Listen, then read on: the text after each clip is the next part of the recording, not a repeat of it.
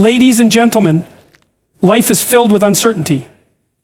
Chaos lurks beneath the thin veneer of order we build for ourselves. And yet, in the face of this unpredictability, what do? We react. We lash out. We crumble under pressure. We become desperate for control, for validation, for certainty in a world that offers none. But let me offer you something different. A different way of being. Imagine just for a moment that instead of reacting, you simply accept. Imagine if you were unshaken, unwavering, impenetrable. What would happen? I'll tell you. People are wired to expect a reaction. It's an unconscious assumption embedded in human nature, a psychological mechanism that plays out in every interaction. When someone pushes, they expect pushback. When someone criticizes, they anticipate defense. When someone provokes, they are looking for proof that they have power over your emotional state. This is not always malicious, but it is always present. It is the underlying structure of social dynamics: pressure and response, stimulus and reaction, cause and effect. Most people go through life governed by this expectation. They have learned through experience that when they press, people react. They have seen it in arguments, in relationships, in moments of tension where emotions flare and control is lost. And because of this, they develop an unconscious confidence in their ability to manipulate the emotional landscape of those around them. A word here, a gesture, their small provocations can set off an entire chain of responses that they can then navigate to their advantage. Now consider what happens when this expectation is denied. When someone attempts to provoke you, they are testing for a weakness, for an opening. They are searching for an indication that they have an effect on you. But when you do not respond in the way they expect, when you remain composed, unaffected, it disrupts the script. They are left unmoored, confused, uncertain of what to do next. They had a plan, a formula for interaction, and now it no longer works. This is not about suppressing emotion or pretending to be indifferent.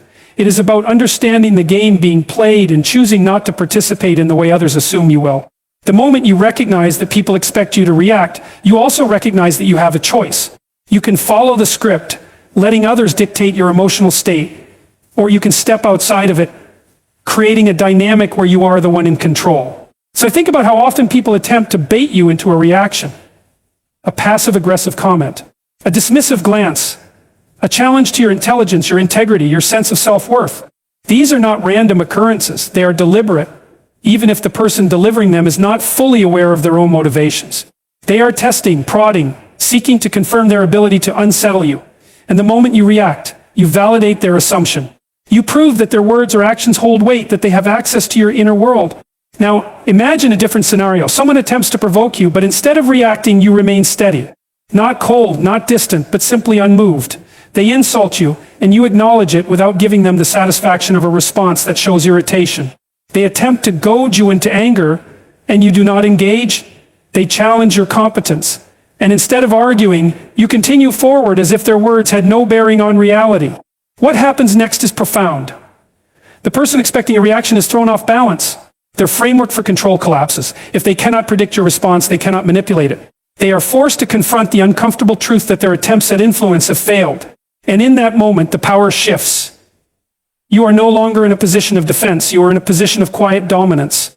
This ability to withhold reaction is not about stubbornness or arrogance. It is about mastery of the self, of the situation, of the unspoken power dynamics that govern human interaction. It is about recognizing that control is not achieved through force, but through restraint. When people realize they cannot provoke you, they must reevaluate their entire approach. They must reconsider their assumptions about you, their understanding of what affects you, and ultimately their ability to wield influence over you. Acceptance is often mistaken for weakness. People assume that to accept a situation, an outcome, or even another person's behavior is to submit to it, to allow it to dictate the course of one's life. They equate acceptance with surrender, as if to acknowledge reality is to be defeated by it. This misunderstanding leads many to resist, to fight against circumstances they cannot change, to wage war against things beyond their control, all in the name of proving their strength. But real strength is not found in resistance for the sake of resistance. It is found in the ability to stand firm in the face of reality without allowing it to consume you. A person who cannot accept is a person who remains in conflict with the world around them. They are at the mercy of their circumstances, endlessly reacting, endlessly struggling. They see every challenge as an attack, every moment of discomfort as an injustice, every failure as a personal indictment. And in doing so, they grant external forces complete control over their state of being. If the world does not bend to their will, they feel powerless. If others do not meet their expectations, they become bitter. Their sense of stability is entirely dependent on things outside of themselves, leaving them in a state of perpetual vulnerability. But the person who accepts is not weak, they are unshakable. They recognize what is and do not waste energy wishing it were otherwise. They do not expend themselves in futile attempts to control the uncontrollable. Instead, they move forward with clarity, adapting to reality rather than resisting it. They are not indifferent or passive. They do not simply tolerate everything that happens to them. They understand that acceptance is not the same as approval. It does not mean endorsing what is wrong or excusing what is harmful. It means recognizing what is true in the moment and responding from a place of strength rather than desperation. There is a profound power in being able to look at a situation without flinching, to see things as they are rather than as one wishes them to be. Most people cannot do this. They are too invested in their desires, too entangled in their own emotions. They cling to the illusion that if they resist hard enough, they can force reality to align with their expectations. But reality does not bend to human will. It exists independent of preference, unaffected by hope or fear. To fight against it is to engage in a battle that cannot be won. To accept it, however, is to position oneself in a place of true agency. A person who accepts is dangerous in the best possible way. They cannot be easily manipulated because they do not demand that things be different in order to feel at peace. They cannot be controlled through fear because they are willing to face what is rather than hide from it. They cannot be baited into unnecessary conflict because they do not need to prove anything to anyone. They are free in a way that those who resist will never be. Those who mistake this kind of acceptance for weakness fail to understand its depth. Weakness is being ruled by circumstances, unable to function unless everything goes according to plan. Weakness is needing constant reassurance, constant validation, constant confirmation that the world is as one wants it to be. True strength is being able to operate under any condition, to remain steady even when nothing is going as expected. It is the ability to accept without being diminished, to acknowledge without being broken, to embrace what is without losing sight of what can be. Unpredictability commands respect because it disrupts expectation. People are wired to seek patterns, to find consistency in behavior, to anticipate responses before they happen. This is how they navigate the world, how they maintain a sense of control in social interactions. When someone is predictable, they are easy to manage. Their reactions can be foreseen, their decisions can be influenced, and their emotions can be manipulated. Predictability makes a person readable, and anything that is easily read is easily controlled. When someone is unpredictable, they become an anomaly. They break the pattern. They create uncertainty in the minds of those who seek to define them. This causes a shift in power. People do not know how to approach what they cannot predict. They hesitate, unsure of what response their actions will provoke. That hesitation gives control to the person who is not playing by the expected script. It forces others to recalibrate, to rethink, to question their own assumptions. This questioning creates respect, not necessarily because the unpredictable person is aggressive or dominant, but because they are unknown. And what is unknown carries a weight that cannot be dismissed. Predictability is often mistaken for reliability. People believe that being consistent in their responses makes them trustworthy, approachable, easy to work with. In reality, it often makes them easy to dismiss. If someone always reacts in the same way, they cease to be a factor that others take seriously. They become background noise, a known quantity, something that can be accounted for without much thought. They may be liked, but they will not be respected in the way that someone who maintains an element of unpredictability will be. There is a reason that those who are the most respected in any social dynamic are the ones who keep people guessing. It is not because they are ecstatic or unstable, but because they do not allow themselves to be easily categorized. They do not reveal everything about themselves too quickly. They do not respond to every provocation. They do not make their motivations so obvious that others can use them as leverage. They move with a kind of controlled ambiguity, making it impossible for anyone to fully grasp where they stand or what they might do next. This keeps others alert. It keeps them cautious, and caution is a form of respect. Unpredictability is not about randomness. It is not about being impulsive or inconsistent. It is about maintaining a level of psychological independence that prevents others from assuming they have you figured out. It is about being adaptable rather than reactive, composed rather than transparent. When people do not know exactly what will happen next, they pay closer attention. They watch more carefully. They do not take things for granted. This alone shifts the dynamic in any interaction. People who are predictable give away their power without realizing it. They make it easy for others to dismiss them, to assume control, to set the terms of engagement. They create no sense of anticipation, no reason for others to be concerned about their presence. Unpredictable people, on the other hand, change the atmosphere simply by refusing to be obvious. They do not rush to fill silence. They do not explain themselves unnecessarily. They do not react in ways that confirm what others expect. This forces those around them to recalibrate, to reconsider, to acknowledge that they are dealing with someone who cannot be easily categorized. This shift in perception is crucial. Respect is rarely given to those who are entirely understood. It is given to those who maintain a level of depth that demands attention, It is given to those who create an element of uncertainty that makes others think twice before assuming anything about them. It is given to those who, through their very presence, remind others that not everything is as simple as it seems. Seeking validation makes you controllable because it places the source of your self-worth outside of yourself. The moment you look to others for approval, you give them power over you. You allow their opinions, their judgments, and their reactions to dictate how you feel about yourself. This creates a dependency, a psychological leash that keeps you tethered to their perception of you rather than your own internal compass. It means that your confidence rises and falls based on the approval or disapproval of others, making you vulnerable to their influence. People recognize this kind of dependency, whether consciously or unconsciously. They see when someone needs validation, and they understand that this need can be leveraged. When a person seeks approval, they become predictable in their behavior. They adjust their words and actions in ways they believe will earn acceptance. They hesitate to express unpopular opinions, they avoid conflict even when it is necessary, and they shape themselves to fit into whatever mold they believe will bring them the most validation. This makes them easy to manipulate. If someone knows that you crave their approval, they know exactly how to push you in the direction they want. They can withhold validation to make you chase it. They can grant it momentarily to reinforce behavior that benefits them. They can use it as a tool to keep you in a position of emotional dependence.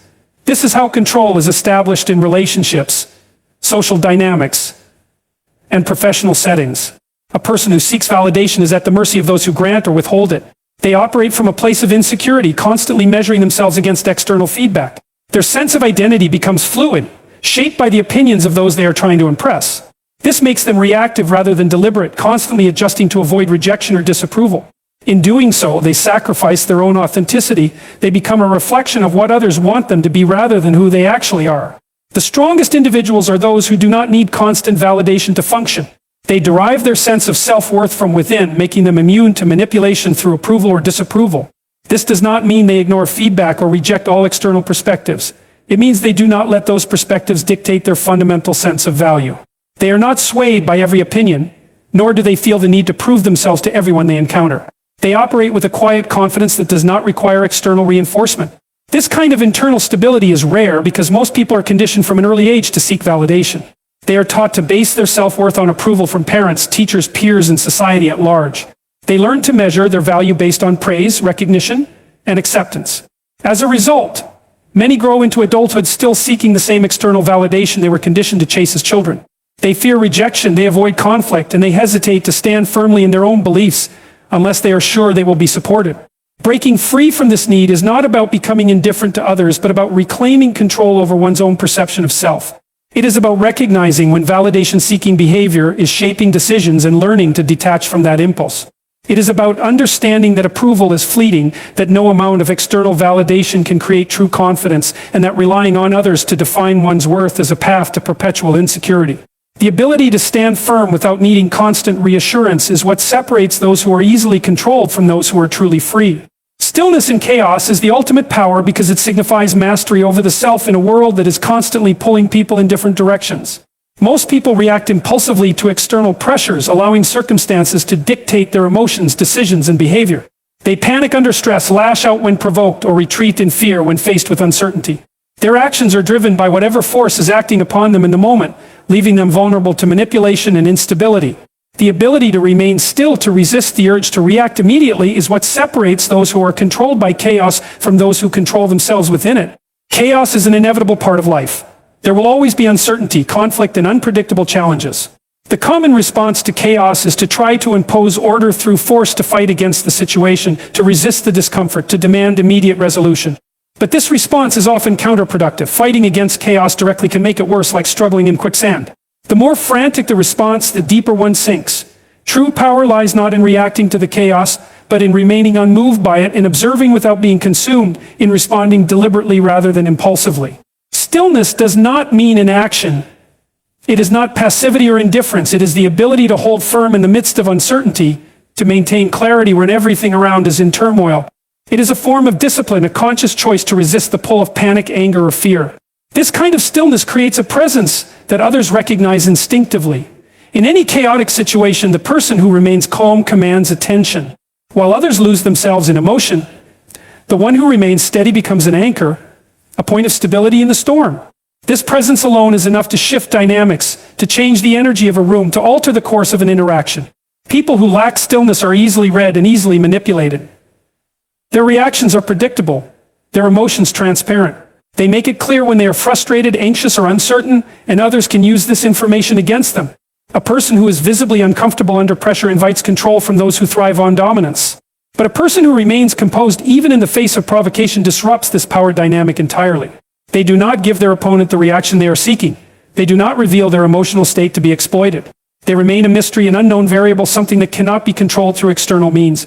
Stillness is also the key to making the right decisions under pressure. When people act impulsively, they often make mistakes they later regret. They say things in anger, make choices based on fear, or react in ways that escalate the situation instead of resolving it. By remaining still, they create space between stimulus and response, allowing themselves the time to assess, to think, to choose their next move with precision. This kind of deliberation is a rare skill, one that sets apart those who lead from those who follow, those who dictate outcomes from those who are at the mercy of them.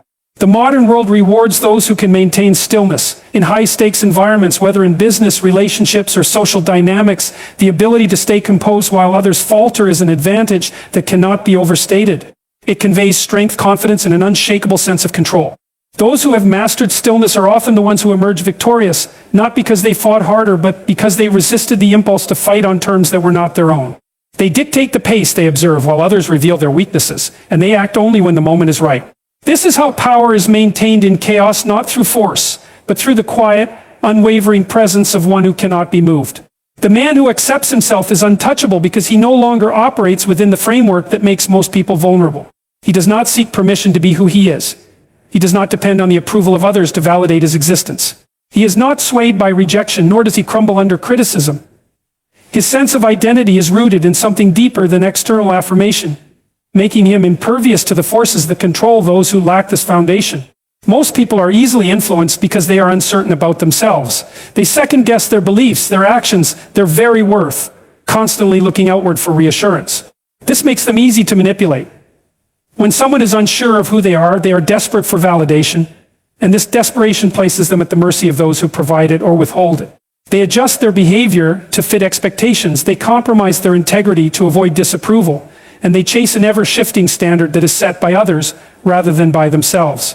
But the man who accepts himself has already answered the question that so many are still asking: am I enough? He does not require confirmation from the world because he has made his own decision. He does not change himself to fit into spaces that were not meant for him. He does not dilute his opinions, mute his voice, or reshape his personality to be more palatable. He stands as he is, without apology or hesitation, and in doing so, he becomes immune to the forces that seek to bend him. This kind of self-acceptance is rare, because it requires facing everything about oneself: the strengths and the flaws, the triumphs and the failures, without denial or self-deception. Most people cannot do this. They either exaggerate their worth in an attempt to compensate for insecurity, or they diminish themselves out of fear that they are not enough. Both extremes leave them vulnerable. But the man who accepts himself fully has nothing to hide and nothing to prove. He does not need to be seen as perfect, nor does he seek to be underestimated. He simply is, and this unwavering presence makes him untouchable. Criticism loses its power over him because he does not fear being judged. He understands that no one can define him except himself. Rejection does not shake him because he does not tie his value to whether he is accepted by others.